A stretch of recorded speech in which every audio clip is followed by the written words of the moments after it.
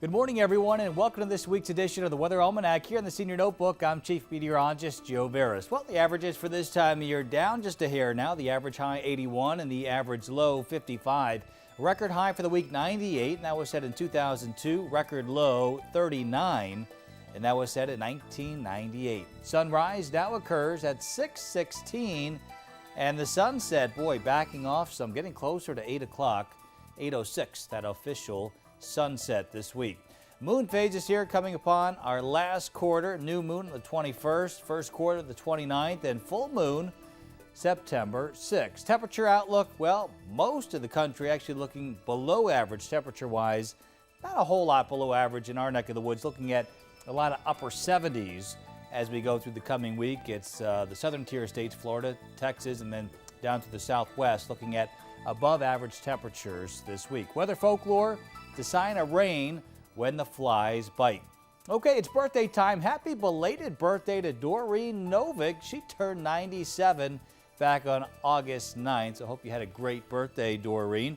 Celebrating birthdays this week, Phyllis Eggersdorf of Montour Falls. She turns 90 on the 18th. Happy birthday to you, Phyllis. And Marie Bubb of Montour Falls turns 98 on the 19th. Happy birthday to you, Marie. If you know someone else about to celebrate a 90th birthday, let me know about it by sending me a postcard to 474 Old Ithaca Road, Horseheads, New York 14845, or by emailing me weather@weny.com.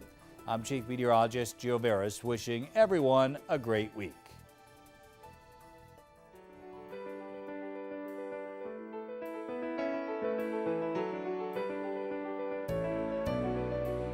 So we are back this morning with Mayor Dan Mandell. We've been so enjoying finding out more about you. So maybe you could tell us now, what are two of the biggest challenges facing Elmira? The two top challenges right now are, first of all, is our budget. We've got budgetary problems that we inherited when we came into office. The second one is our housing stock and the blight. They're the two biggest problems that we face. Okay. Plans for those? Yes, as far as the budget goes, we're working on different ways to generate revenue. Obviously, what's going on with the revitalization initiatives, giving more revenue in like that.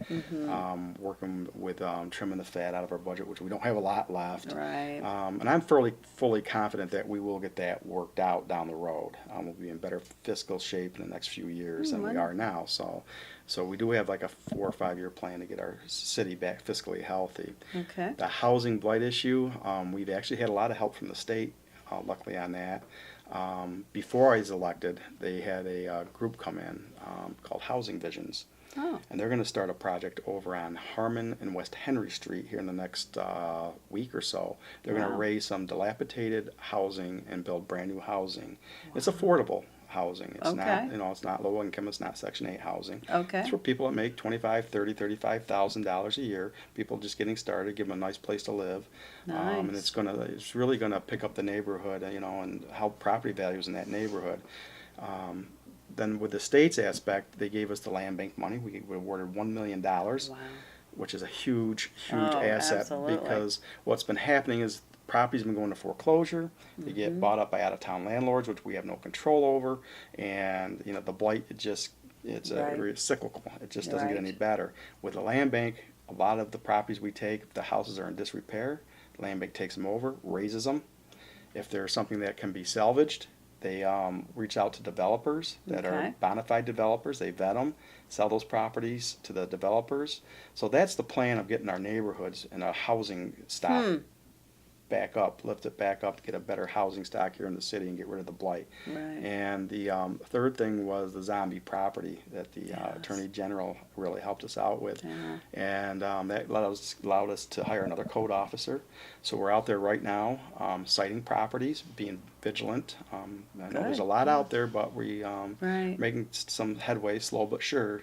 But that'll pick up now that we just hired the fourth code officer. Okay. So that's our plan. So we do have a plan in place. I just tell people you have to be patient. As like I said, this has been occurring for the past 30 years, 25 years. Yes. So we're gonna take some time, but I can see us within 10 years, really vast improvement in the city's housing stock. and the Wonderful. city's budget. So, Wonderful. Something to look forward to. absolutely. I know many of our viewers are very concerned about crime. Yes. Especially our seniors. So, is there a plan in place Absolutely. to address that? Absolutely. We've already started. We have a great police chief. He was hired just as I took office, and he started already, stepped up enforcement, targeted enforcement. He's incorporated the help. He's reached out to the sheriff's office. He's also reached out to the state police. Okay. So we're doing some operations where we have numerous officers within the city. One just occurred yesterday, where they're going through the neighborhoods, and they are basically, keeping an eye on the neighborhoods, making sure they're safe, and letting the criminals know that we're going to arrest you.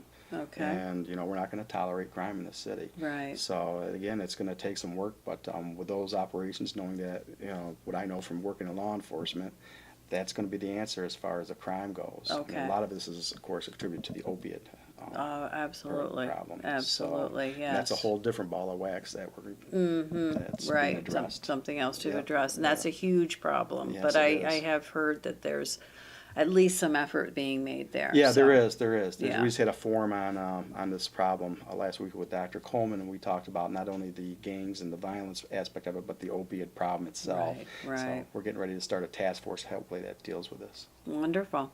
Okay, we'll be right back. All right.